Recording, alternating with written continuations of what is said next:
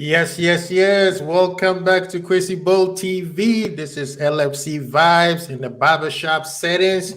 Thank you, thank you, thank you. I got my man, 12 man in the building. As you can see, I think the man might need a trim or something. He's hiding his hair and all that kind of stuff. So actually, I I might need know, some. right? I might need some because pause. But I have a wedding to go to this weekend, so I think I might need to trim this hair a little, Oh get my wow. curls in.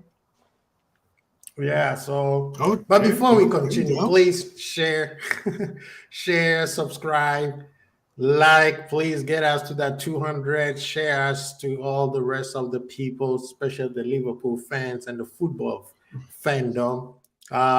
LFC vibes, as you know it, it's about LFC, everything in LFC. So 12 men, if you have anything to say about LFC today, bringing it. We don't have to follow anything.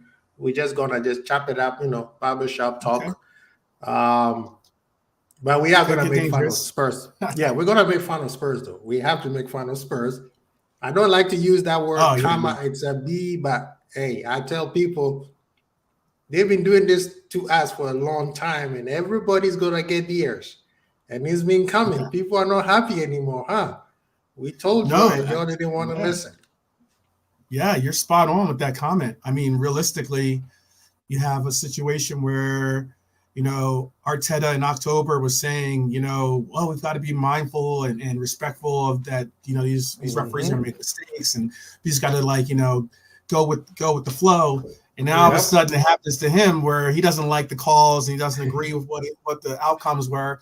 Now all of a sudden, I'm sick to my stomach. I can't believe this happened to me. Da, da, da. And I'm just like, man, you're right about that. What comes around goes around type thing. Hmm. Karma is a bitch because realistically, man, that it's just poetic. And I mean, realistically, to see how a lot of the Spurs had to end up playing with 9 men, and and just like and really get embarrassed by their Hmm. rivals, basically a team that's well into the mud and well into you know having question marks and trying to find themselves. The last thing you want to ever do as a rival is give any ground to like cement your footing on Yeah.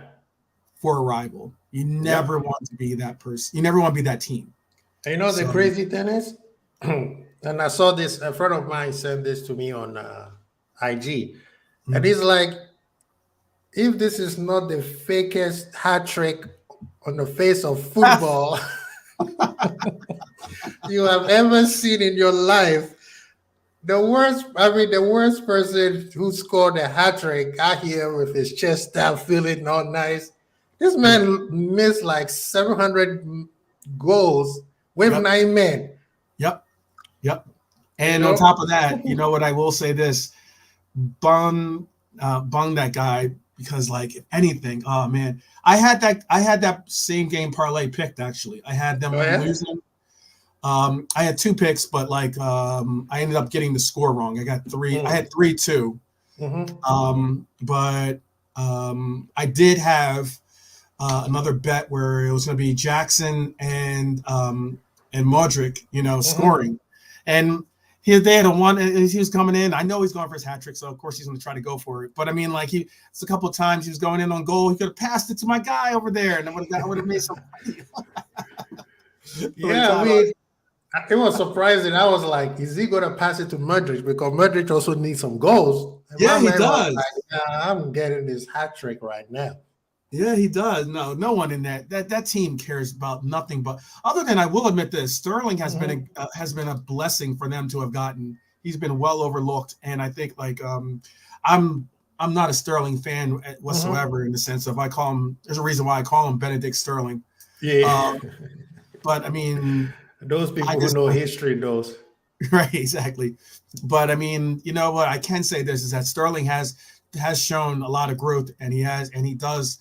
He's one of the few adults it seems like on Mm-hmm. that team, because that team is full of egos and full of like just, you know, Right. children in a sense. So it is what it I is. mean, we're gonna give a bit a shout out to Redbird is in the building. Redbird, I know you might need some trim today. You were stressed like myself after the Sunday game, so Come up here, come through the barbershop. We got you, man. But yeah, but talking about Liverpool, I'm kind of excited that, especially based on what what's his name, Allison said after the match. He said we hope we. He basically put responsibilities on the players. He, raised his hand up, like, and he's like, he did say counter press, but people didn't understand what he meant by counter press, because this is the thing, and people don't know about Klopp. If you don't know, read Klopp's book, right? Not a book; it's a book written for Klopp. And he said when he was at Dortmund, he used to purposely, I won't say purposely, but just let's use it loosely. He used to just say, we will lose the ball and counter press right away so that we catch the opponent when they are opening up, right? Oh, so yeah. If you have a team that is so solid, it's very hard to break them. So if you lose the ball and they open up, what's the first thing they do? Everybody starts opening up to their positions, right? So that they could hit you on a counter attack. Sure, so people just start taking off normally, yeah. Yeah, they start taking off, and now everything is disorganized a little bit in terms of defensive, right? He said the book, the guy that was just like, as soon as you do that, what do? They also hit you with the Ganga press. Now they catch you on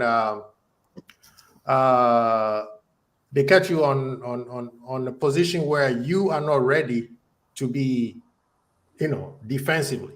Hence the reason why a lot of times they said when Klopp or some of the players said we didn't do our counter press properly, a lot of people don't understand it. They were like, how are you going to do a counter press on somebody who's defensive? Right.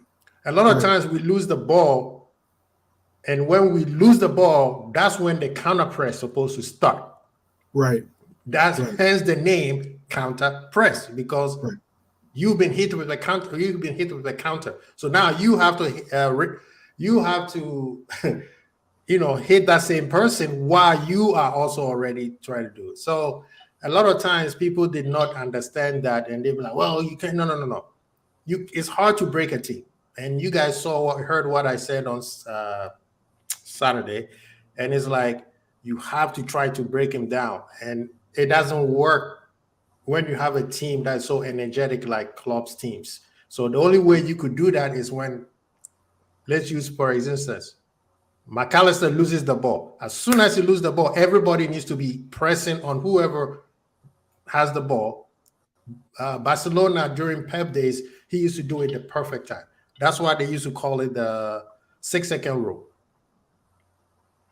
As soon as they lose the ball, in 6 seconds, they need to get the ball back. So if you are in Klopp's team and they lose the ball, within 6 seconds, they need to get it back. Imagine what will happen when we have the ball all the way up top. You know what I mean? So I did understand what he said, but a lot of people did not understand what he was saying. So to me, that's why I said, it says the book said, he said they usually, when they can break a team down, they will organize, say lose the ball. As soon as they lose the ball and you are trying to hit them on the counter, they press on you and then they got you. And that's how they used to do it. But I'm glad what I was, listening to Allison calm me down a little bit. Of course, big up to the big. He always does, though. Allison always, when you listen to him, he's like, we didn't do it right. The defense, and I'll finish with this. He said, usually we are good when we've been hit with a counterattack. This one we did not do well. That's the reason why the goal came in. And that's what I've been trying to say. When they say, hey, when you are being hit with a counterattack, you counter that counterattack and then you move on. And we didn't do it, bro. That's why the goal came in. But let's give us some shout out to Sideline in the building. Redbird is so out here. Redbird, I know you need a trim, man. Sideline, I got you on the beard. So come into the barbershop. We got you, man. Go ahead, 12, man. I was going to say that your points are as usual are very, very spot on, in that when it comes to our team, I've always stressed the fact of our front line.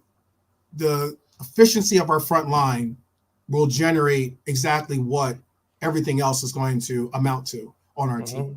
And what I mean by that is the efficiency of our front line with the counter press is going to amount to what we can expect in relations to our offensive surges and the conformity of our team being controlling of the game. And again, why I always stress that is because, a lot of people don't necessarily do that much diving into tactics, not much into like figuring out what they want to do or what they want to see from a team or how a coach philosophy is going to be generated onto the pitch for us to see.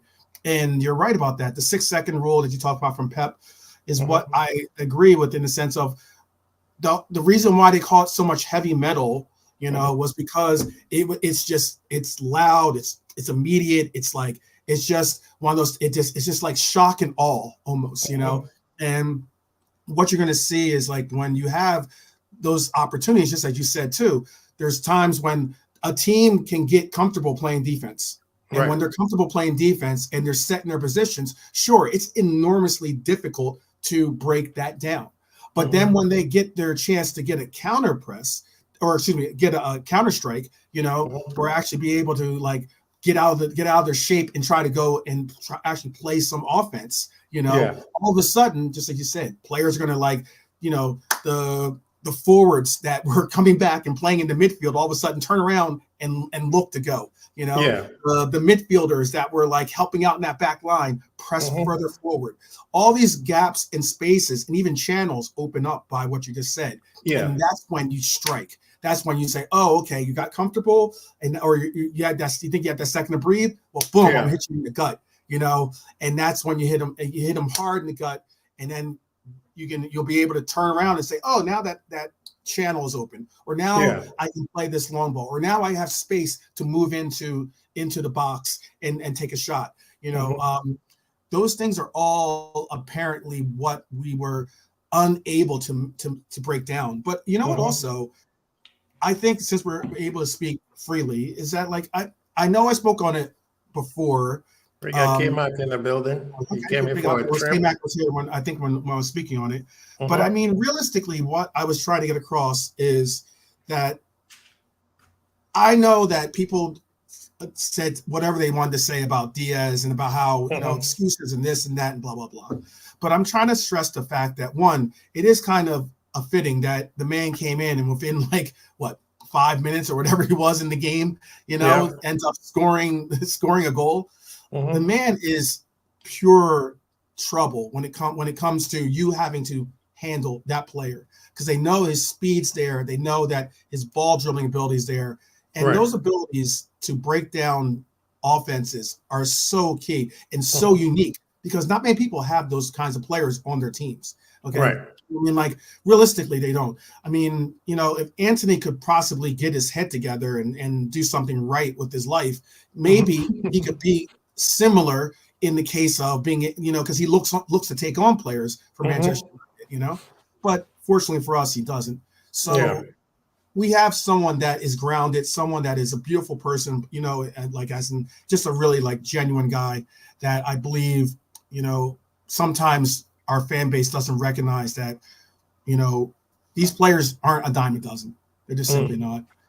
And I think that sometimes we have to take more presence to acknowledge the fact of we're lucky to have these players. We're fortunate to have these players that want to come to this team. But not only that, by us showing our gratitude, it makes that glow of Liverpool that much brighter for players to want to come and be a part of it. That's what I make sure. No, I mean, the harmony of a team is important. Hence the reason why Manchester United, they're struggling so much. They got all the money in the world, but they can't attract the right players. And of course, also, they don't have the right setup. Like I've always said, they are stuck into the past, thinking that, all we need is Champions League Varane, and then we're gonna back to again like where Alex Ferguson left us. That's why they're stuck. And a lot of times when they have no argument, who do they blame? The Glazers. So at the end of the day, yes, I agree with every Manchester United fan. The owners always take the blame for it. The buck starts with the top, right? Like our Americans would say. So when they win, I'm expecting the Glazers to do what? To get all the credit, which will never happen. No. K-Mac, thank you so much. I know, K-Mac was in Scotland, right? Yeah, I went to Edinburgh. And I told them specifically to go make sure that Robo is doing very well. Oh God, we need him back, don't we? So how is Robo doing? Did you see him? Did you guys have coffee?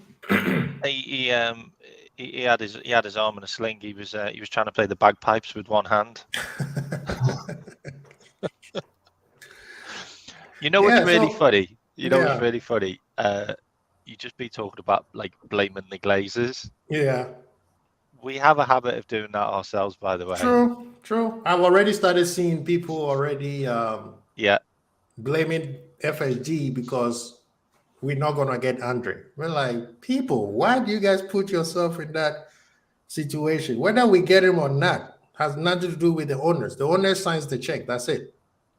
And the player also have to make a decision. We all know the reason why we're not going to get Andre, because he's not going to be a first team player, and the guy that could be also another option right there. He's not a kid. He's 22 years old. Like, he's just won the Copa Libertadores. Like, wait, he's 22. He's 22 and he's 22, 23. He looks 30 to me. Yeah, I know. That mustache and the face looks like he looks. He better not give us 2 good years and they end up like Fabinho. We got a problem. I'm investigating this myself. I'm not saying Fabinho is 45. I'm just saying. But go ahead, please. What is this though that you guys are saying? It's like I know that other teams have definitely tried to. He's going to Fulham. That's what you think he's doing. That's what. Yeah, that's your speculation. He'll replace Paulinho. Paulinho is not going to buy him. They were looking. They sent someone over to look at him last year, Andre. Like Fulham, he's not. We had scouts at the Copa Libertadores, like watching the final. But we weren't looking at Andre. Who do you think we're looking at? We were looking at Fernandez, the goal scorer. No, the midfielder for the other team, Boca. Oh, Boca. Oh, yeah, I've been seeing that. But the crazy thing is, he kind of plays like for like Enzo. Yeah. He has the same. He is a DM though. Yeah, he plays exactly like Enzo. He can pass. He has a long range passes. He's very calm on the ball. Yeah. So I've seen a couple of people saying that this also is another option for Liverpool. So at the end of the day, is who we bring watching him since he was 17. What's that? We've been watching him since he was 17. Right. He's 22 now. Like, I think we should probably make a move now. Mm-hmm. Yeah, what's the league with Boca? Starline put his name there. Fernando is. Yeah, he's just won the league with Boca, so he's a good player. And I think he's on the verge of Argentine caps. I think he might have been called up, but I don't think he's played. It was interesting what you said before, though, 12 man, about Diaz. Like, when we brought Diaz on, he did what all of our players should have done against Luton and got in the box. Because the only way you're going to beat a low block team is by chucking a ball in. Into the box. That's the only way you're going to beat a low block team, because that's where all their players are. They're in the box. So if you don't get the ball in there, how are you ever going to score? Like, and you're not going to score a worldie from outside the box because they keep on blocking them, because they've got about 10 players in front of the goal. Yeah, and that's how we scored.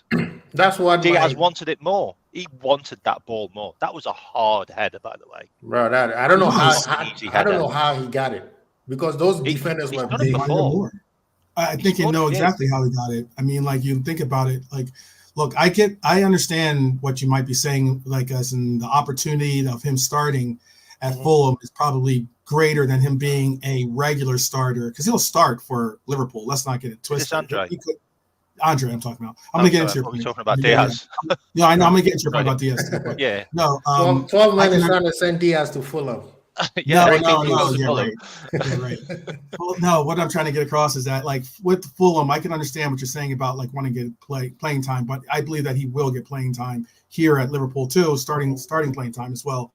And I think that, like, you know, we keep in touch, or we keep an eye on a lot of players. Like, we were keeping an eye on Nunez when he was in his teens. Okay, so like I get those concepts, but I also know that the praise that he's given the interests of Liverpool, and for him to understand what Liverpool represents, for him to obviously have the character that he had to be able to say, you know, I could have gone to Liverpool. I could have chosen it and just said, yeah, let's just make the deal. But yet he chose to say, I want to honor my commitment to this team. And I can understand that, and I can appreciate that. And that's the kind of character that player that we normally go after. What I was going to also then pivot into by saying why I thought that it matters is because, like, for Diaz as well, another character-driven person, okay, I just think that the reason why he was able to get that header in is because it just, like, you know, what's going on in his mind. We can all speculate and just only imagine, because I mean it's immensely hurtful to even think of what has to go through. But the sheer fact of why I was saying that it's important that we honor his choices is that he chose to come back to this team for a reason. He chose to be back with his brothers and you know, his brethren on that pitch for a reason. He chose to say, despite the fact of Klopp not obviously wanting to put him in and not have the stress or have the rigors of trying to play the game and keep that all balanced, he obviously said to himself, I want to contribute. I want to be a part of this. I want to go and see if I can make a difference. And I think that that's kind of character that we have in a lot of players on this club. And Diaz is one of those players that I had a Luton Town fan going back and forth, and K-Mac probably knows this too because he's in the same chat, that was talking about Diaz pushed off on him and he was doing this. And I'm just like, mate, look, I know that you're hurt because you almost had possibly the greatest victory in your life. Okay, but let's be realistic. I think he got kicked out the chat. Oh, did he? Already? Okay, all right. I mean, it wasn't going to take long. It wouldn't have taken long because, like, he lost it. He was saying, I'm sitting there and I'm just like, what are you talking about? I'm watching the replay over and over, and Diaz just got up for that, and he just made contact. He rose like a salmon. Okay, yeah. And the reason, and the long-winded, I thought it was an own goal. I thought that was an own goal. Like, I thought it came off their player's head, but off the player off his back or something. Okay, but no, I thought that the long-winded reasoning of why I'm saying all this stuff about character is that I just believe that there are parts and moments that you just want things. You want things so greatly, so much that you just go out there and make it happen, and that's what I believe happened. You know, like, he had a shirt on for a game that he wasn't going to probably even play in. Okay, he's wearing a shirt for his father. Okay, for the freedom of his father, he's wearing a shirt. He probably has no concept of, I'm gonna get in at the 65th minute or 70th minute. That game, most people had this game being a game of 4-5-0 or whatever it was going to be. You know, would have been done and dusted. There's no way that Klopp was going to say, okay, now I'm going to go to Diaz and bring him in a game that doesn't mean anything. No, he knew that something could happen, and that's beauty. That's truly, call me football romantic all you want, but that is truly a romantic situation for a football player. Do you know actually about the situation and the story that's going on there? And I have a feeling why he stayed in the UK and why he's done that with the shirt, because it now looks like the government are stopping the kidnappers from releasing his dad. Wait, yeah, no, they saw the government. It's the actual government that are blocking his dad's release now, because the kidnappers want to give the dad back because it was kind of like an accident. They didn't mean to take someone that was so high profile that the whole country were going to go against them. But the government won't like clear the area of military because the kidnappers are worried that they'll get killed and maybe the dad will get killed in the crossfire, which is a bit. It seems a bit like a dumb thing. Yeah, and you know the crazy thing is, I saw that there's a thing that came out that they delayed it. I'm like, you guys got to let the guy go in peace, man. But now on this weekend, he's supposed to go back to Colombia for international break. I really, really want to know if he's going to go. That is going to say a lot. Because there's so many people that are saying like, look, why isn't he back in Colombia? Like, why isn't he? Probably because he might get kidnapped himself. At this point, I would have He's a massive security risk for the entire country. I think if he went over. I think Liverpool probably provides security. I don't know. Liverpool. I really hope everything gets sorted out, but I feel like there's a bad ending to this. I just governments aren't dealing with it the right way. No, sorry, I didn't mean to cut you off and talk over you. Yeah. Go ahead, please. No, I was going to say, I think that we have American owners. American owners know how it is. Like, as in, sports in America, like as in they have the sporting teams have their own like detective securities. Services. Yeah. So like if it comes down to it, like they'll provide security for him, and it'll be like top notch security, I'm sure. I'm not saying that foolproofs everything. I'm just saying though that at least is a deterrent. You can say that, but remember what happened to Adebayor? Do you remember? Oh yeah. When their entire bus got shot, like literally that was the team bus. Nobody's safe. Like I don't think anybody's safe nowadays. Like I just don't think anybody's safe. I personally think that he didn't go to Colombia because it might have distracted about what's happening with his dad, and also it could have been just a really big security risk. The fact that he's so high profile, and it's not the first time it's happened, by the way. No, it's not. I think his parents have been kidnapped before. Oh, you mean by them just being themselves being kidnapped? Okay. Yeah, I think that's happened before, so that's not even like the first time. And Colombia is a really weird one because it's a weird place. Do you remember the World Cup? Do you remember the World Cup player that got killed for missing a penalty? Escobar. Crazy countries. Yeah. But K-Mike, I was going to ask you, are you... Go back to the football. Yeah, let's go back to the football. I'm getting depressed. Sorry. What's the name? Is it Bruno Andrade who reported that Fulham is... Yeah. It's a leading... Yeah. But you know the crazy thing is, this player has been going on for 6 months and nobody was attached to him except Liverpool. And then when we are like a month or two about to get to the transfer window, all of a sudden there's all these other people who are also trying to get him. Yes, Arsenal, we know Arsenal, the top clubs are always looking. We can't always be that naive. But out of the blue, Arsenal don't have a space because Partey is not leaving in January. Partey is staying till next year. So if it's next year, I get it. But Arsenal needs a striker. Arsenal needs a striker, not a midfielder. I do think they need him though. I don't think Jorginho is going to be there next year. Like they haven't got a huge amount of play. I mean, look, so they lost. Oh God, who's the Norwegian guy? Odegaard. They lost Odegaard, and they look completely toothless against Newcastle. Yeah, like they really did. Like, so they do need an Andre. They do need a number 8 destroyer, like that kind of player. He does a bit of both, doesn't he? But it's the whole Paulini thing. It's also the fact that Fulham were linked with him before us, by the way. Like Fulham have been linked with him for a while, so we're not the first people that turned up, but we are the best team for clickbait. Like, just link us with any midfielder, especially someone who can do a bit of defensive midfield, and you're going to get the hits. But when it comes closer to the fact that the player's going to move, Liverpool then go, no, we were just looking. Yeah. Liverpool's interest has cooled, or yeah, on the list.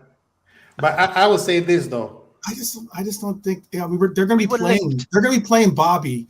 They're most likely going to be playing Bobby's team. Midfielders. They're going to be playing Bobby's team, his Saudi Arabian team. Like, I think that the one thing we overlook, or some people overlook, is that people talk, as in like a lot of the influence. I mean, one of the major reasons why Thiago even came here is because of Coutinho.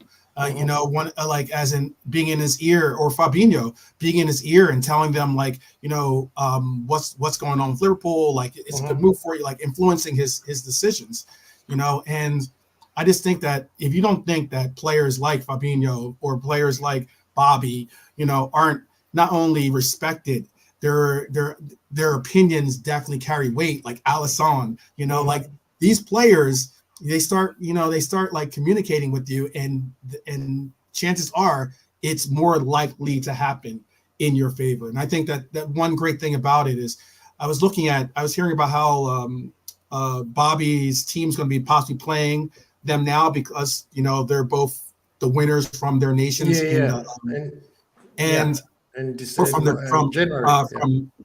January or December, the end of December actually. And it was one of those things where I was just like, that would be great, but it'd be also great if they just like, you know, sit there and they just communicate, hey, you know, what's good? You should come to Liverpool. So I was you know how Andre came along to Liverpool though, don't you? Like I think you just mentioned it then. He got recommended by Fabinho.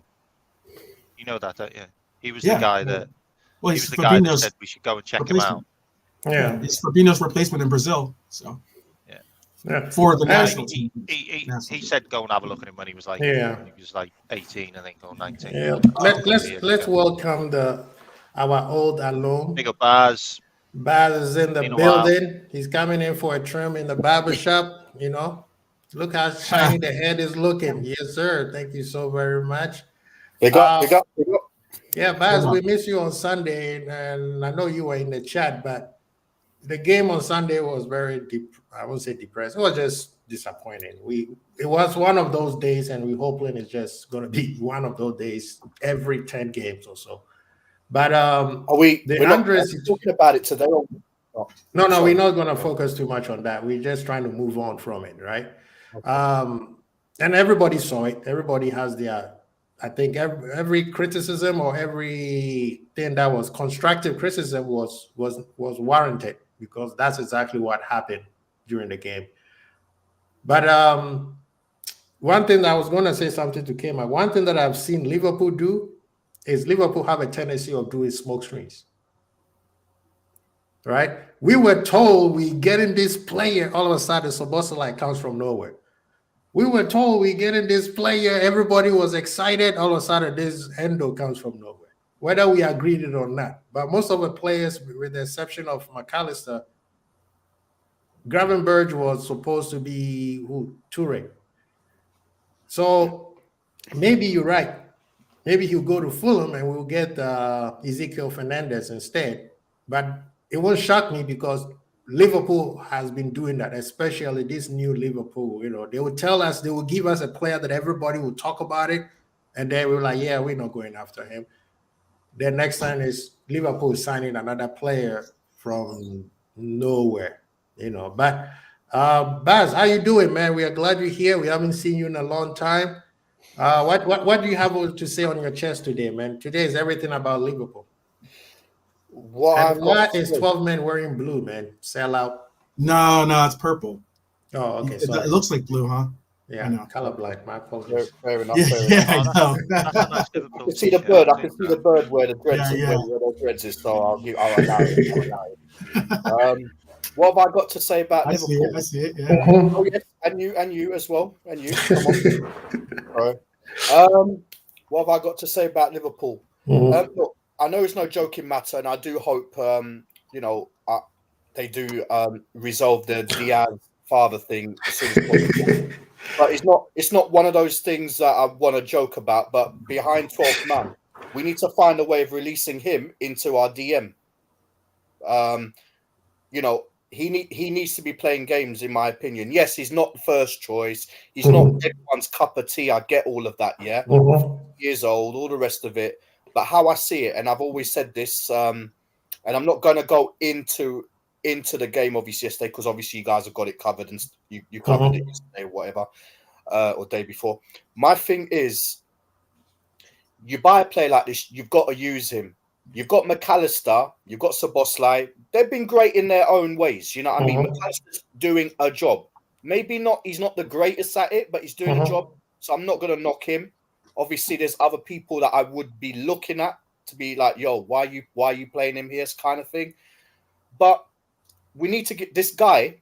We need to give him the opportunities, because when he has been playing in the so-called lesser competitions, he's been decent. He's been decent. You know what I mean? So give him that opportunity in the Premier League. And say that again. Say that again. What? He's been decent. He has been decent. Look, he wants to hear you. He wants. Endo, He's behind him. Anyone, you know what? Like Cal says on Coppish, yeah. Like Cal says on Coppish, big up anyone that comes with a gum shield, yeah, ready, right, is going for war. So you know what? That's you know what? Even if you're not the greatest player, like you're not the household name, Liverpool fans, especially at Anfield, or Liverpool fans anywhere, yeah, want to see 110% off you, yeah. And if you come in and show that 110%, and you're not a Verratti or one of these bigger names that play in the league, yeah, we're still gonna love you. You know what I mean? So I need to see him get a bit more opportunities, and what I like to see is competition for places. So when you look at people like your Gravenberches, who I love Gravenberch, yeah, I've always said he's a cheaper version of Jude Bellingham, all right, but affordable. Yeah, I agree. Yeah, and the thing is, all right, when you have competitions, it keeps everyone on their toes.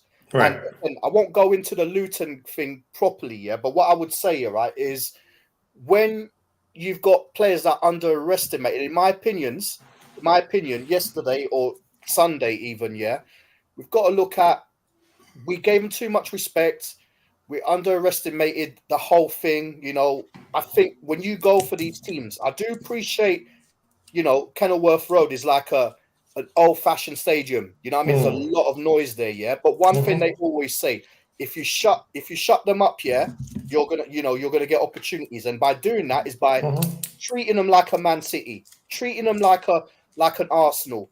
You need to go and attack these people and give them the slaps that they need, yeah? And then, you know what I mean? Then you can start thinking, all right, by 3-4-0 up and stuff like that, yeah? Then you can play your pretty football and get players off like your Soboslais who need the rest. Now, he's a brilliant player and he cannot be taken out of the team because he's important for us at this minute, yeah? But I saw a little bit of him in Sunday's game that was like, you know what? Fatigue. This guy, he does need a little bit of a rest, because you don't want to burn out a brand new car, man. Come on. You know what I mean? Before you know it, he'll pick up injuries and then he'll be like like one of those players that's just been overused and done 100,000 mileage and on a brand new car. You don't want that. And if you keep people fresh and competition, then you know what I mean. So what I mean with like the McAllister thing is, if you bring Endo in, you can obviously get McAllister play in that number 8 role on the left of the midfield and give him that competition with Gravenberch or even Szoboszlai and stuff like that. It makes things better. So, that's just my views on it all. But I do want to see him. But there is one thing that I know, this is just completely different, yeah? I'm currently watching a Champions League game as I'm talking to you. And I'll tell you one thing, all right? There is one player that I want in my team. All right, and that's Rafa Leao. Leao from AC Milan. AC Milan, yes. Now I know, obviously, money is going to command huge, transfer fees and stuff like that, and I get all of that, yeah. But if we can have an opportunity to get someone like that, do you know what I mean? And considering, and I know what 12 man is smiling, because obviously he occupies a spot where, you know what I mean, that we're sort of covered for. But in football, some things happen in it. You don't know how Diaz is going to be like if his dad comes back, or hopefully his dad comes back and it's all sorted. But when you think about family, is such a key thing, and I don't know, maybe it's like he might want to be closer. Maybe he might want to take his family to a country where he could go back to Portugal, go to Spain even, because of the language and stuff like that. Yeah, we might be on the lookout of looking at a player.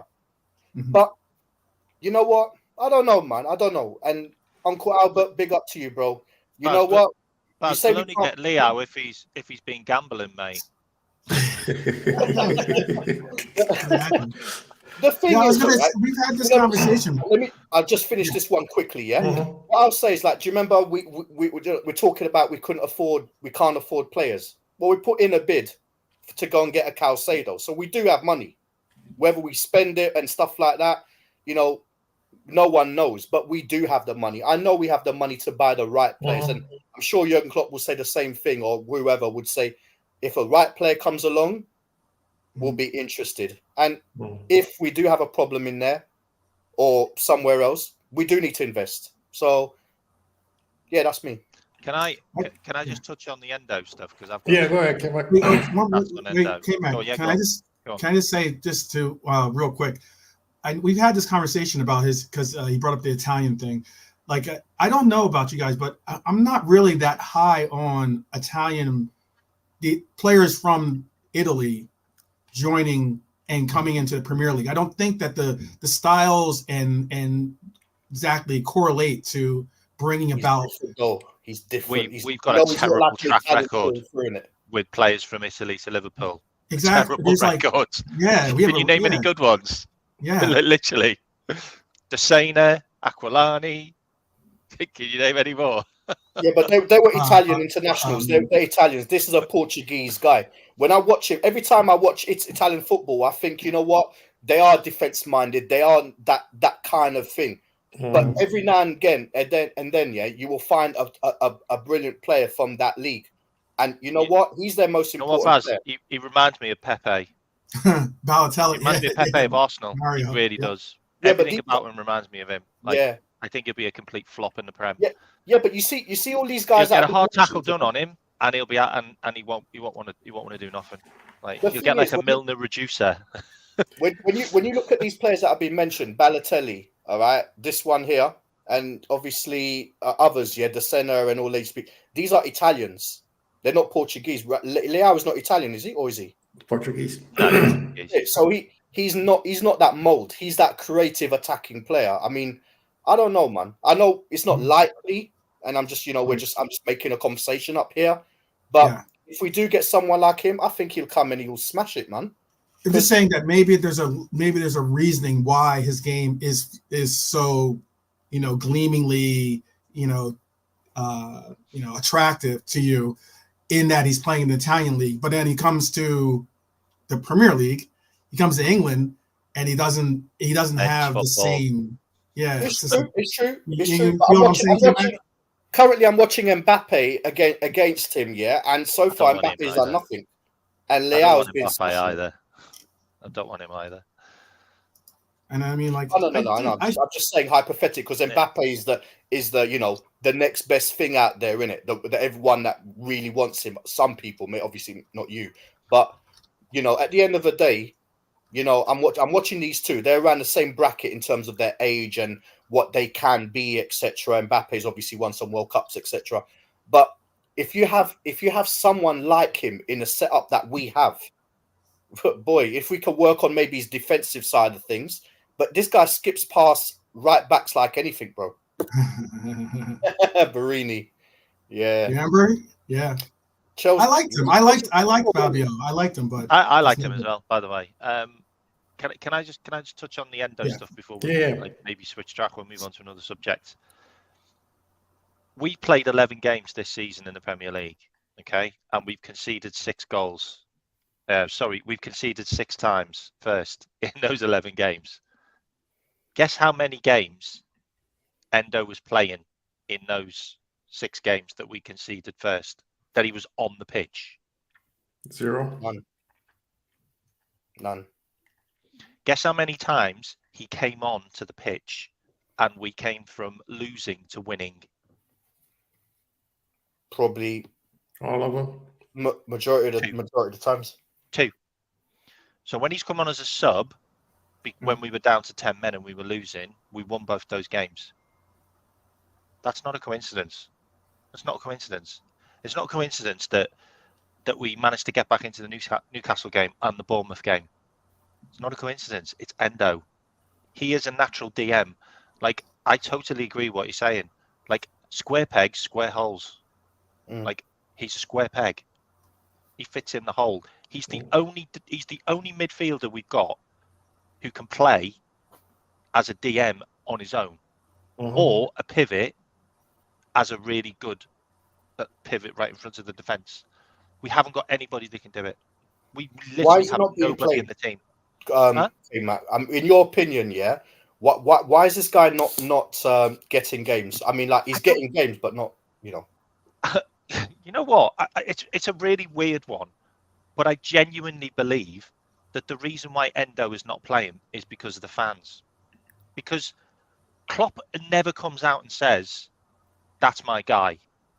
He never comes out and gives it. That's the guy I wanted. He is the one I wanted. That's my guy. And he said it about Endo, and I'm like, okay, let's watch him then.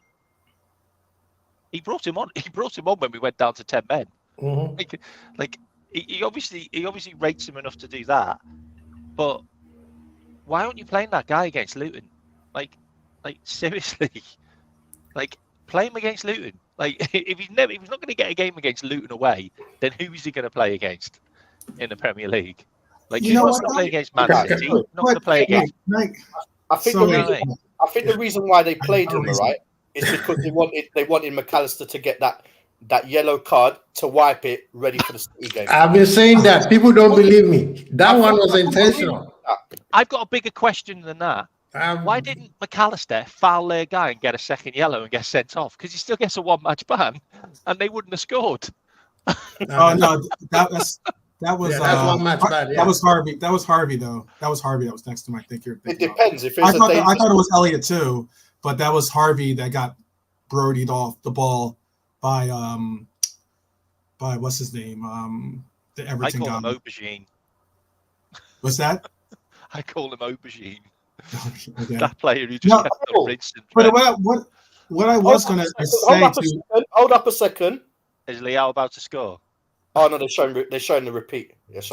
I thought he just scored a second. He probably will. He probably will now that we put it in the universe. But Leao can dribble past an entire team and then fall over the ball in the penalty area. The goal that he just did. It was an overhead kick in the box. He's insane. No, he's insane. You'd never get that time in the Premier League, though, will he? Never get that. Before 12 men jump in, Endo, when it comes to Endo, don't you guys agree with Ganga Deep's comment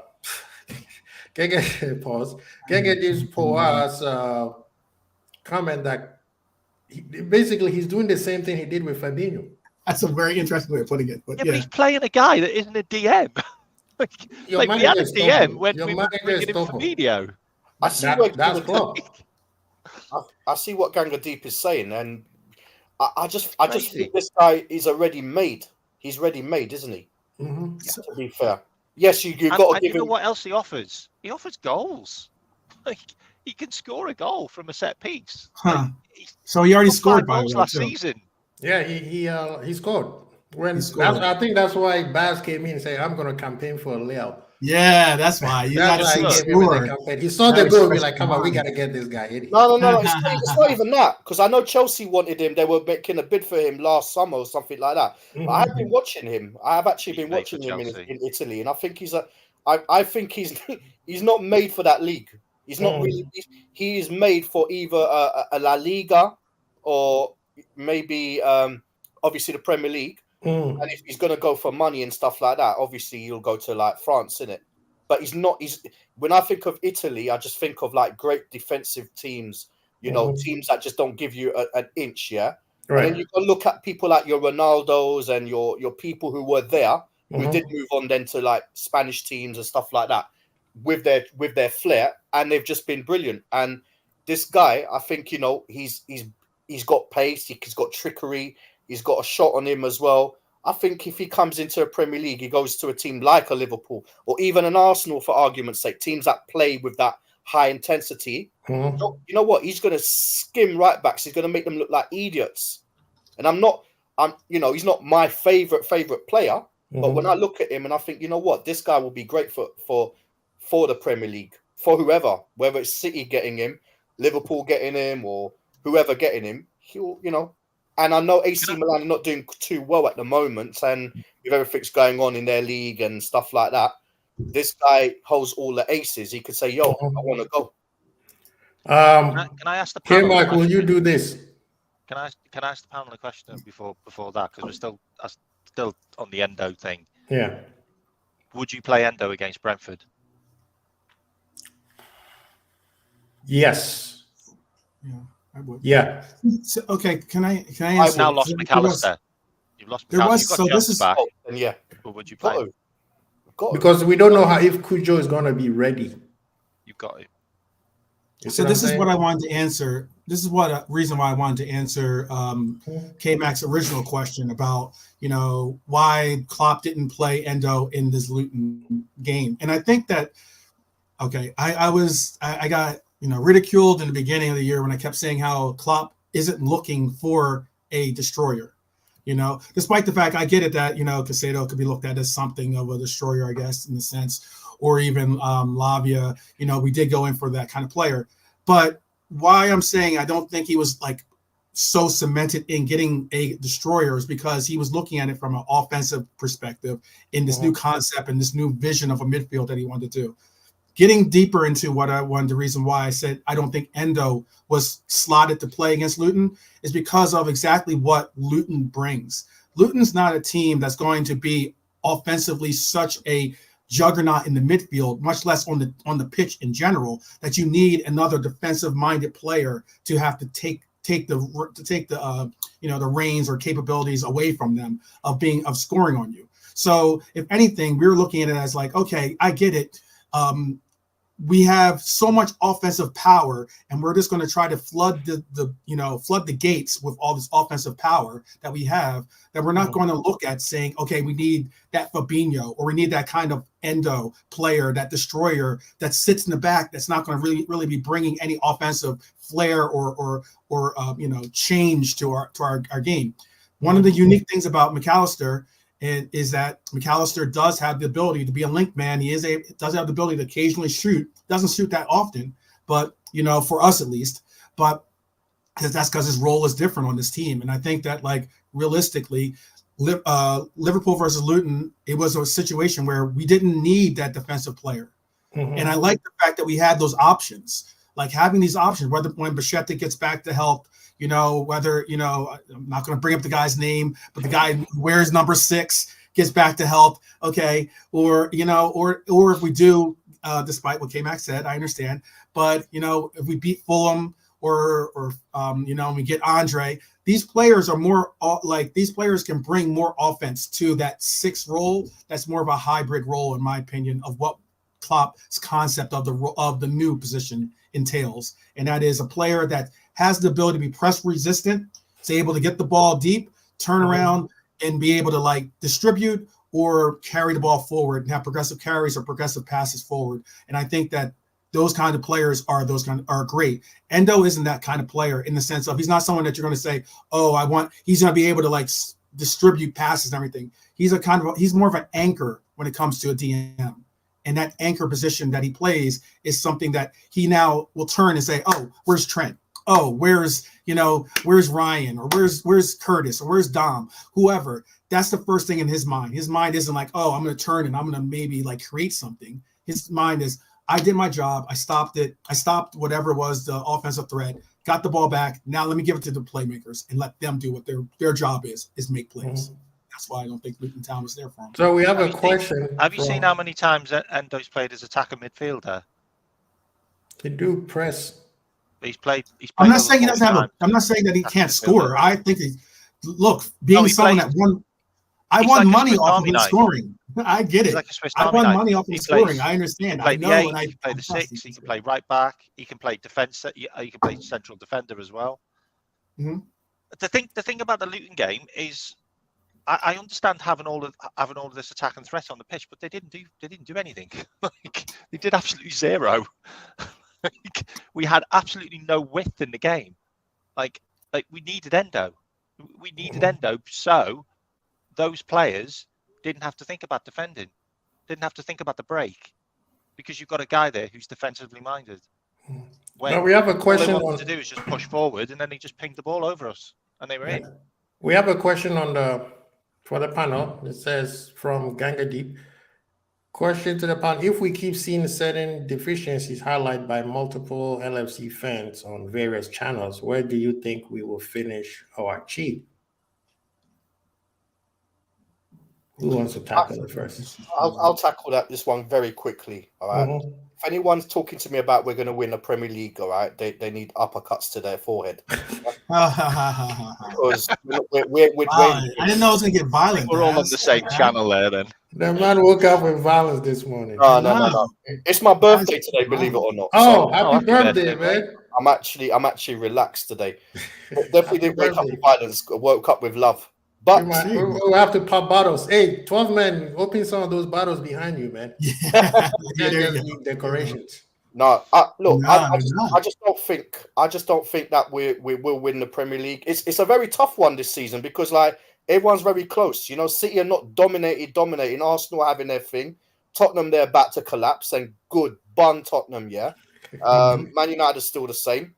So anyone can win it. I just think we are maybe still a defender and a DM short. And I know we're good. You know, we're talking about Andre possibly coming in January. I still think we're a player short, and you know, I don't know. I think it's one season too early. We need to bed these players in. If we can get a top 4 or 3, you know what? It's just like it is what it is, isn't it? Do you know what I mean? And I feel like maybe next year we may be in a position to challenge and just hope. Yeah, just hope. No, I agree. I'm saying we win the quad, whether I get apricots on my forehead or not. There you go. But right. Looking at the teams that you said, yes, City, we have to give City respect because of the manager, right? He doesn't, even if they've fallen off, he tried to hold them together. Arsenal looks like they're burning out of steam. Chelsea, we know Chelsea's trash. Look at Spurs. Spurs is also about, K-Mac, I saw you. They're in big trouble. They're in big trouble. K-Mac said the same thing, with the injury of, what's his name? Madison. Madison's and Richarlison is gone. He can't find form. So there's huge. Yeah. So right now it's actually on Liverpool. It's not even on any other team. It's on Liverpool players to challenge City to stay consistent, which Allison was saying. He said at this point we just have to be consistent. That's all Liverpool needs to do. We don't need to excite anybody. We shouldn't be like wowing anybody. Liverpool just needs to put 3 points on the board as consistently as possible because I believe City is going to drop more points than they did last year. The only way they don't is based on the other teams that they're going to face. They're just going to give up on them. You know what I mean? So Uncle Albert is in the chat just causing trouble. We will talk about Senecas, don't worry. And he said he also has a question for the panel. Where did he go? Why does Klopp doesn't play Endo?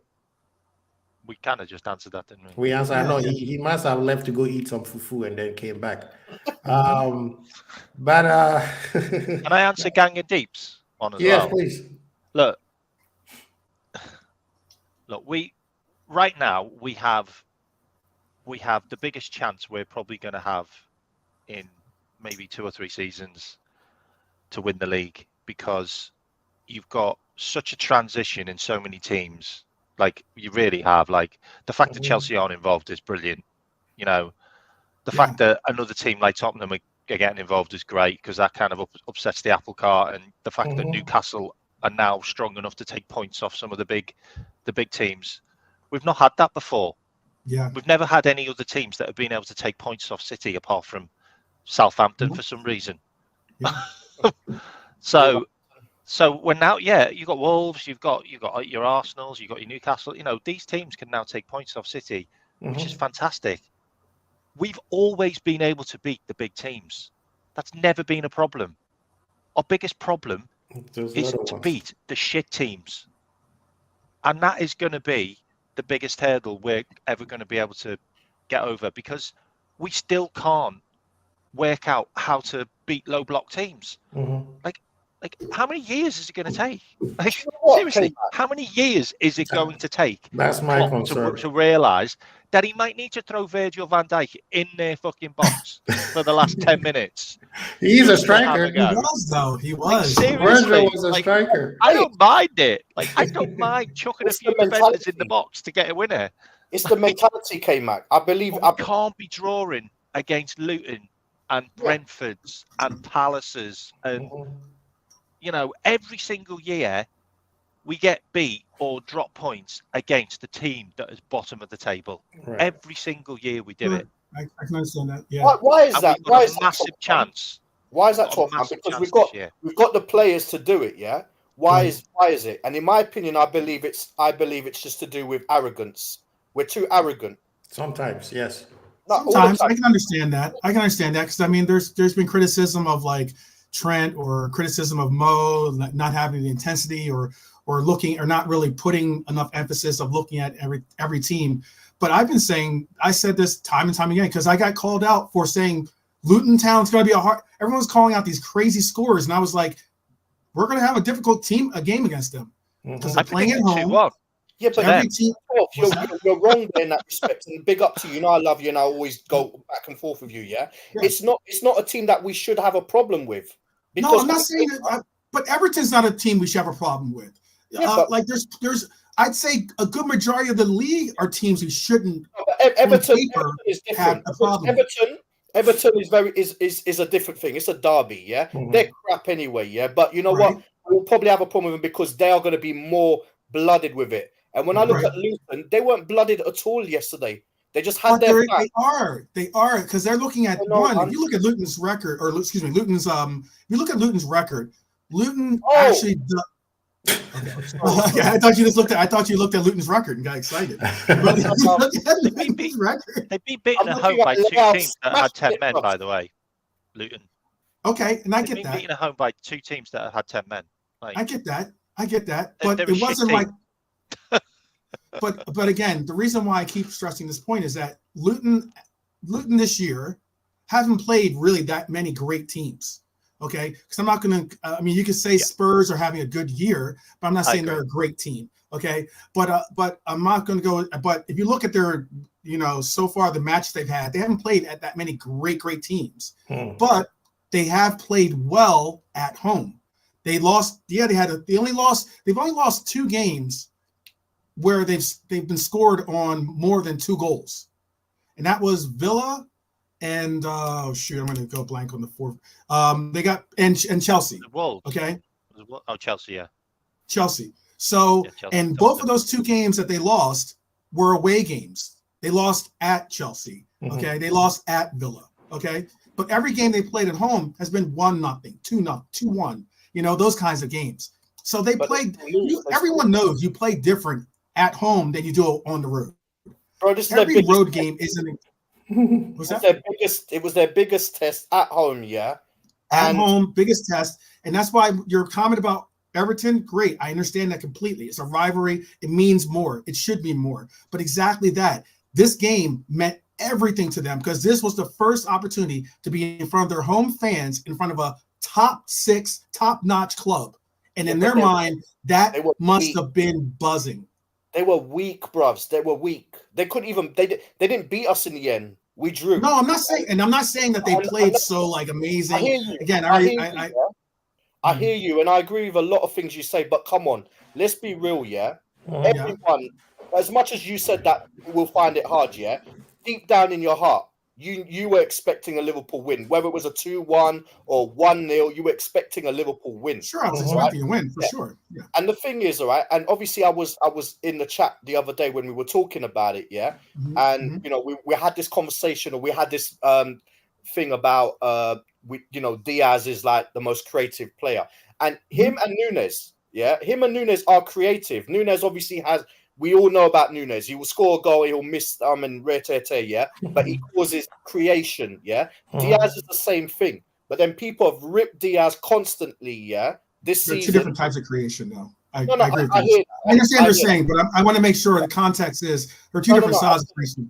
Absolutely. 2 different styles of creation. On paper, we still had Szoboszlai, who was a creator. I know this is like going back to what that is, yeah. But you know what?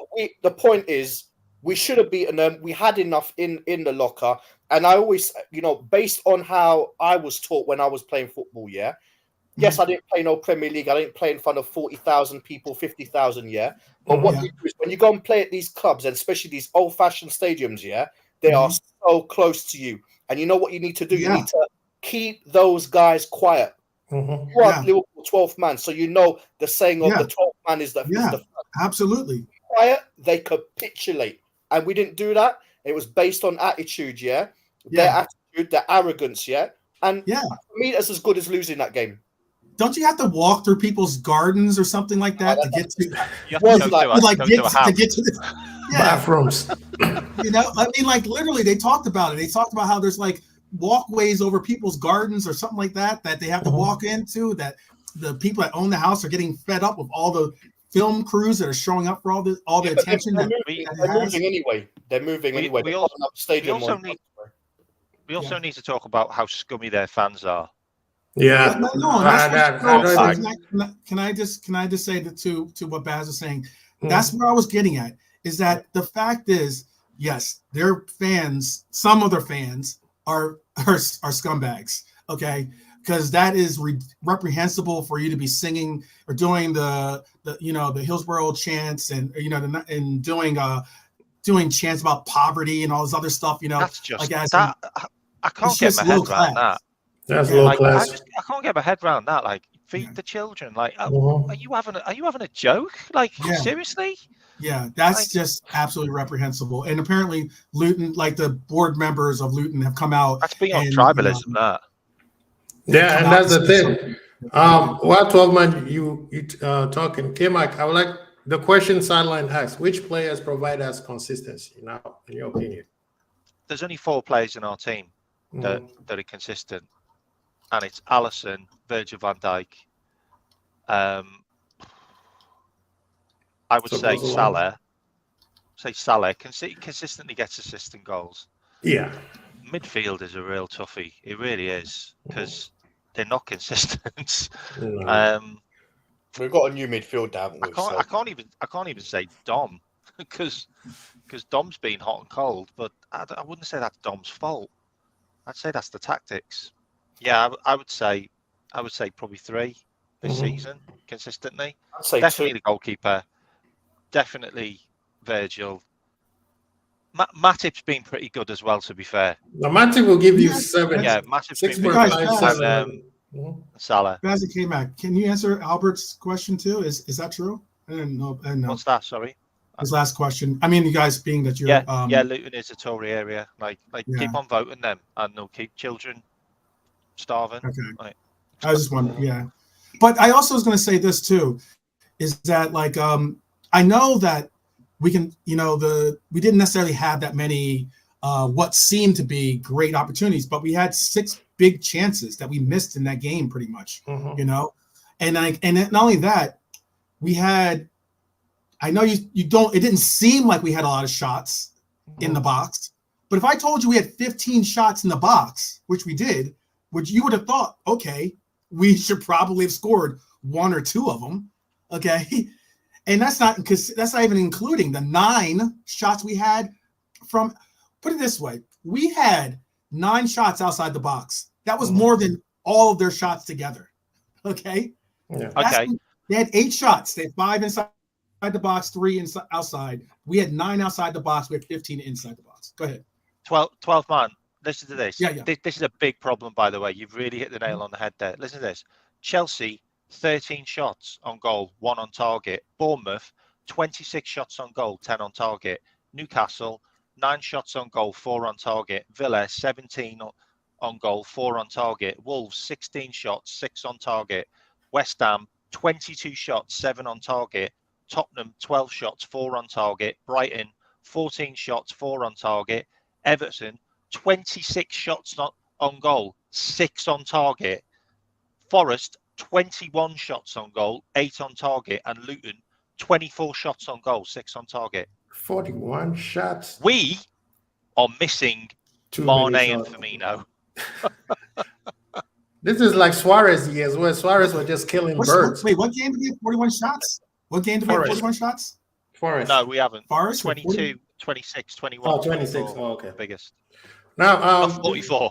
I was gonna That'd say be a 41 record. shots. I was like, No, but no, those That was those probably are Bournemouth last concerning. year. Yeah, those are concerning numbers, and I think maybe Crystal I know- Palace. Maybe the Crystal was, Palace. game. Yeah. somebody was asking how we can break these small teams, and I think it has nothing to do with the game. It has nothing to do with tactics. I think it's a mental problem with Liverpool. And Liverpool has to, I think Baz or I think it was K-Mac who said it. When you play this team, take them as serious as you take City. Well, that's It was that's very Baz. No, it was 12 man. We have to, because that's what I'm saying. It's a mental thing, because we are the difference between Liverpool and City is an assassin. He will snipe you 10 miles away from Liverpool. We are a psychopath. We'll butter you up and then kill you. And we have to come to the point where we don't want any more Hollywood stories. Please finish the game. I don't want to catch a heart attack by the 60th minute of the game. The Barcelona years, I don't want to see it ever again. Right? You know what else was interesting as well? You know the way you talked about the fact that we need to treat them like City. It feels like before the game, Klopp is giving his guys an excuse to not play well. Like he was talking in the press conference before the game, and this was like on Sky, so like they were doing like the microphone thing, and he said, and he brought up this comments about their changing room, like basically it was like going to, I can't remember what it was like, but it was like something back in the olden days. What did you say again? I can't remember. I can't remember what he was saying, but I know what you're getting at with But this. you're planting seeds in your players' heads, like as in, we don't need to take these that seriously. They haven't even got hot water. You know what I mean? Yeah. Like, they haven't got massage tables, like all 5-star facilities. Like, you're planting seeds in their head. Like you should be going into that game like it's a cup game, to be fair, because it is they are like a cup team. Like we just played Leicester before with our cup side. Like some of those, you would pick those players to play against Luton. You really would. You'd be like, yeah, I could probably play a few of the reserves against Luton because. Well, maybe that's the tactic we could use. But maybe that's the tactic we could use then. Imagine if you came out with the tactic. I'm sorry to cut across you. I was just going to say maybe. I know what you're going to say. Go on. No, maybe we could use the tactic that you just said, which is, one of the reasons why Toulouse, for instance, came out in the formation that they came out with and actually tried to play against us as opposed to just park the bus, which is what a lot of people expected them to do. They saw the fact of, this lineup is going to allow for us to play, despite the fact of, we get it's Liverpool and everything else, but this lineup's going to allow for us. So maybe, I'm just throwing out there something, maybe if we did come out with a lineup that was more like a cup team lineup against Luton wouldn't have said, okay, let's really make sure that we park the bus. We got to focus on this. We got to focus on that. Maybe they come out and they actually say, we can just go and play our game. We don't have to necessarily be this. You know what will happen? What will happen? People will say Liverpool disrespected Luton. Who cares about that part? But we got 3 points. But you can kind of conceptualize what I'm saying there. Yeah, no, you make a point. But I think Sideline still feel like we didn't answer his consistency. I think he also went out with Uncle Albert to go eat some of that fufu. We did tell you. We said Alisson, Virgil, Salah, and that was the main 3 consistent players that we have. I think we all basically agreed. That's why we didn't debate too much on that. But before we leave, guys, real quick, we need to laugh at Tottenham. We can't let Tottenham go for scot-free like that. Absolutely. Can I just say something about the Tottenham thing as well, which I thought was unbelievable. Well, no, we will get to that. I will get to that real quick. Substitute. They had nobody left on the pitch that started the game. Yeah. Because they got 2 players sent off as well. They literally subbed their entire team. Like that was crazy. Like they finished the game with their subs. This is what I wanted to make Uncle Albert happy by talking about Simicast real quick. He's still not comfortable with Simicast, and I think K-Mac is also on that same level. But one thing that I always give a little bit of leniency to Simicast is he playing behind a world-class defender who doesn't get injured often, who rarely gets out of form. And even when he gets out of form, the manager gives him a little more time to get back on form. So him coming in, it's hard for him to just come in and fit as a glove. Like I said, there's only one outfit player who does that, and that's Matip. Everybody else, he has to take time. Look at Fabinho, 3 months. Endo, we don't even know why. Virgil, I mean, the previous year he did well, but last year, look what happened, Salah, sometimes, when the goals go dry. So when it comes to Simicast, yes, it's a little bit uneasiness, but what's the difference between Simicast defending and Trent defending? We've been complaining about Trent defending since after the Champions League. So I think with Simicast, we just have to give him a little bit more time and see where he goes. They're not going to give him that time. That's the problem. I agree with you. He's just not going to get the time. As soon as Robbo comes back, he's going to be warming the bench, Simicast, unfortunately. And to be honest with you, like one of my problems yesterday was I can appreciate Gomez was in there because of set plays and stuff like that. He's bigger than obviously Simicast, yeah. But you see, we need to speed up our attacks, and we still attack with fullback. Well, not necessarily with Trent, but Robbo gets forward and Simicast. Gomez doesn't offer that. Or we has to check in and stuff like that. We needed him yesterday. I believe we needed not yesterday. I keep saying yesterday.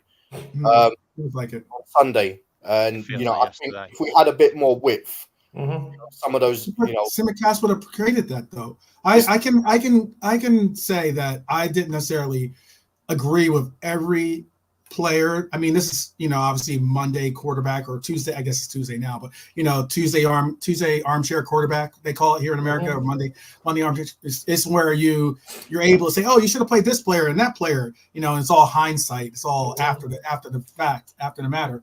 But what I was going to say is that Simicast would create a little bit, especially considering of what K-Mac was mentioning earlier about getting some crosses into the box, being able to try to create some aerial domination, just putting some heads to the crosses.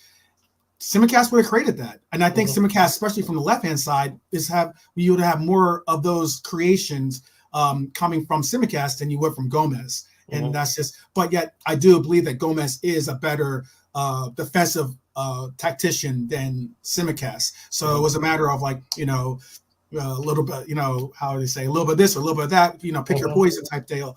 But I think that Simicast would have been a better choice for what we could have resulted in a goal for us. Yeah. And that is having the outlets, having players that are going to be able to provide the crosses. I don't know how, I'd have to look up the stats, but did Gomez have that many crosses at all in that game? And you have to also look to the fact that he has to switch the ball back to his right, which takes time. It takes time, exactly. And, but slows everything up. Yeah. So breaking news, guys. It seems like PSG might join us in Europa. But please continue. Yeah, I was dreading that. I was dreading that either them or Dortmund would come down. No, bring him. Bring him. That'll be a hard one.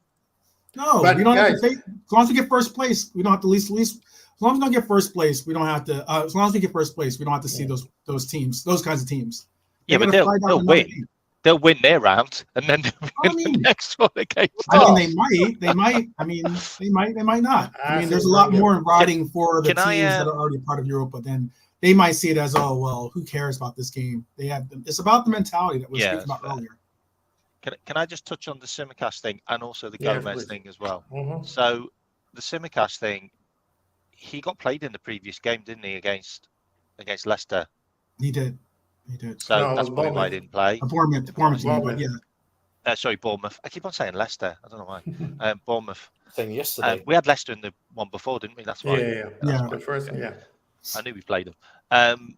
So he played in that previous game. I mean, there was a number of players that played in that previous game that I just didn't understand. I didn't understand Dominic Szoboszlai playing. I didn't understand Salah playing. Like, Yeah. kind of can't really get my head around that. I've no idea why Tsimikas played when he's our only left back right now. First team left back anyway. Luton game would have been perfect for him because he's got a really good cross. Like, he's got loads of assists from crossing. Like, that's what he's good at. Exactly. He's really good at corners. He's really good at free kicks. Like, he reminds me of like a Stig Ingerbjorneby crosser. You know, he's got a real cross on him. I think he's got a brilliant cross on him, mate. Brilliant cross on him. The only thing about Tsimikas, he's got no brain. He's got no brain. He does brainless things. Like, he came on against Luton and he fouled that player and wasted 2 minutes. Like, and the game was done. Like, he does daft things. Like, but you know, maybe that's the reason why he doesn't get as many chances because of that. The Gomez thing. Gomez worked. Like, I thought he was solid, but he had to go wide because Gravenberch and Jota both turn in, so he had to give us the width. So he had to play like a left back, where I thought he was probably only in the team to be. He's like a centre back, really, like the third centre back, because Trent played pretty much the whole game in the middle of the park, and for some reason he was on the left hand side. I don't understand that. Like, I did a show yesterday, and I talked a lot about Trent. Like, I think he is a conversation that needs to be had. Like, there's players that deserve to play in a team, and there's players that are just there because they've always been there, and their namesake is kind of keeping them in the team. And the more and more he plays in our team, the more and more we're going to struggle this season, because he's a big problem. He doesn't. I don't think he cares. Like, who are you talking about? I don't think Trent now. I don't think he cares. Trent. Like, he's causing big issues in the team. He had an absolute stinker yesterday. Like, this guy has between 70 and 100 touches a game. Like, I think Luton probably had 300 in the entire game. Like, honestly, he has so much of the ball, and he's only got a 74% passing ratio this season. Like, he's way off for where he needs to be for what he's actually doing for the team. Yeah, I agree. I agree. Can't have a player like that. Yeah, and that one, I'll put it on the manager. The manager needs to figure that part out. But before we continue, please. Wait. You can't let that go. There's the a reason manager why, has to figure it out. There's a reason why Trent has the reason why Trent has like that kind of percentage when it comes to it is because, one, Trent does have a good majority of the quarterback role of being the person that's going to make these crazy passes or try to connect them passes. But also, why does he do these crazy passes when he's got an easier pass on? Because like, he's one of the few. He's one of the few players I'm watching him now. He's trying to do stuff which doesn't need. That's to the way simplicity sometimes works. I think that like, the dynamism is the reason put that ball why into Nunez all you like. Everyone talks about that ball he did to Nunez. That was a really, really hard chance for Nunez to finish. If you give that to McAllister, watch that go through the eye of a needle on the floor, and watch Nunez get an easier opportunity. Like, but the Tsimikas conversation, square peg, square hole, play him. But let's make fun of, because we are almost there, so we have to know. I know Sideline has been sitting there waiting for his haircut, and he's like, "You guys are not talking about this high rugby tactics that Spurs decided to do." Honestly, if we're gonna talk about the tactics that Spurs use, we have to trash how Ben Chelsea was.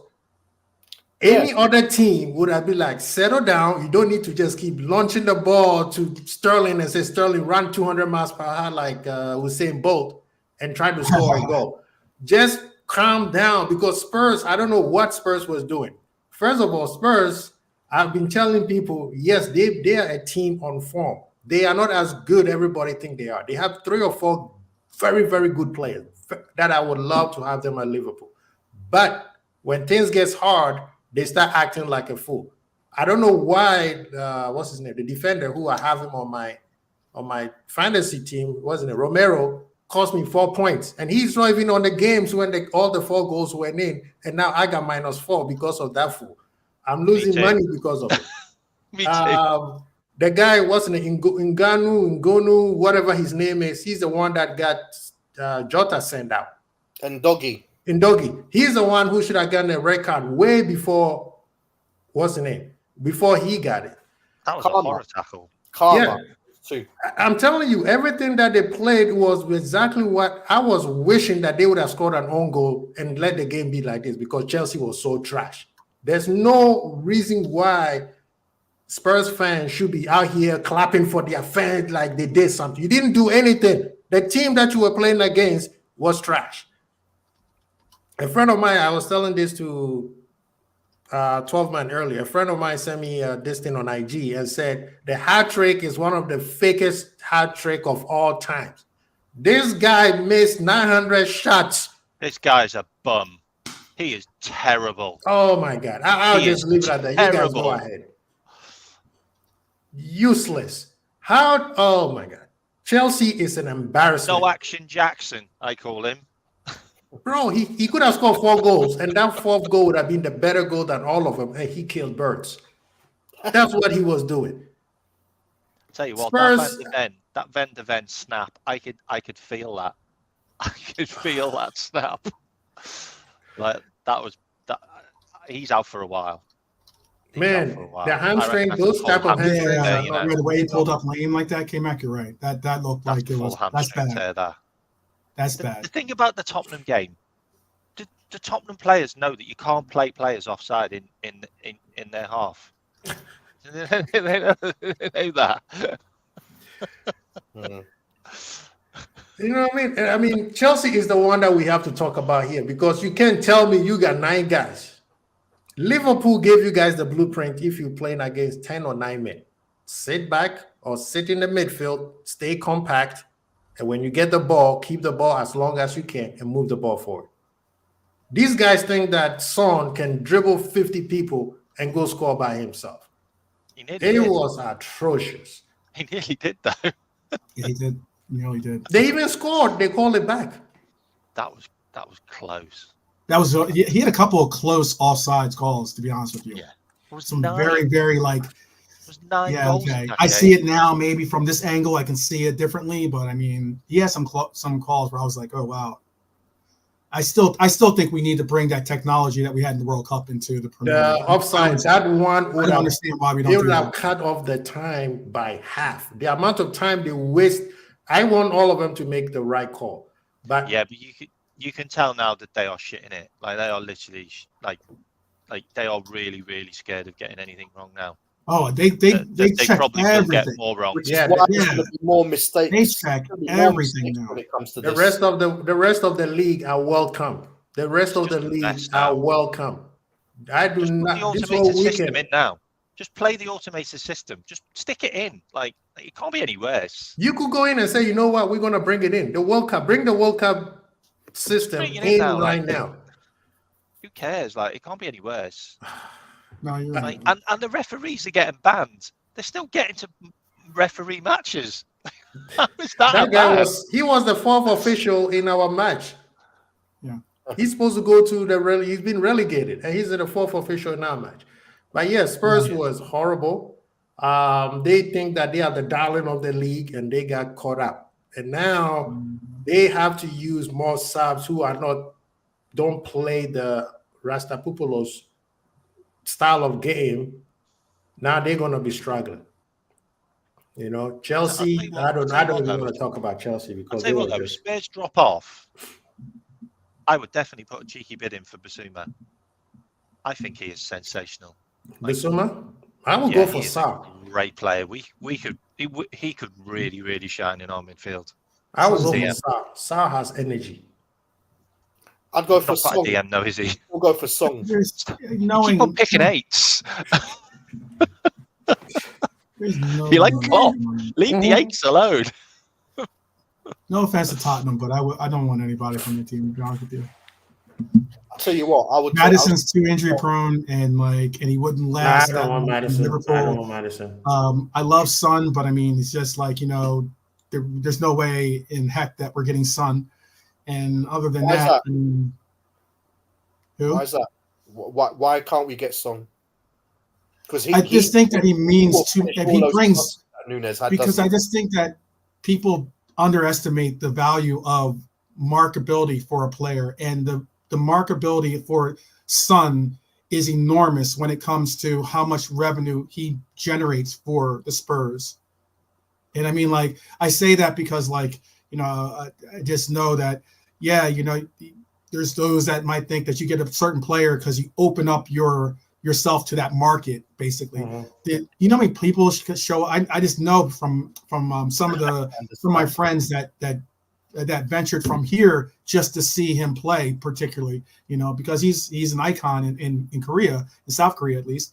But I mean, there's just an enormous amount of attention that's drawn from Son, and it makes it very difficult for you to say, oh, well, I'm going to allow for all those shirt sales and all that, all the people that show up and, all the constant ticket sales I'm getting from this player alone, whether we're good or bad, because it's not like Spurs or like some great team or something every year. So is he in his 30s now? But he's in his 30s now too. Exactly. 30 or 31? I think he's 30. I can tell you right now. Hold on. Doesn't he still live with his mum and dad? I know that's not really relevant. Is that a knock or something? I think he still lives with his mum and dad. You know what? He get home cooked meal every day. 31. Yeah, no, I think he does. old. Seriously, I watched a documentary, and he was still living with his mum and dad, and he was that's home late cooked 20s. That's home cooked meal every day, man. That's why he plays so well. That's why he plays so well. Are you guys telling me what this guy? All right, fine. I get what 12th man is saying with the marker, the thing and stuff like that. Yeah, but you trying to tell me Son doesn't cook in our team?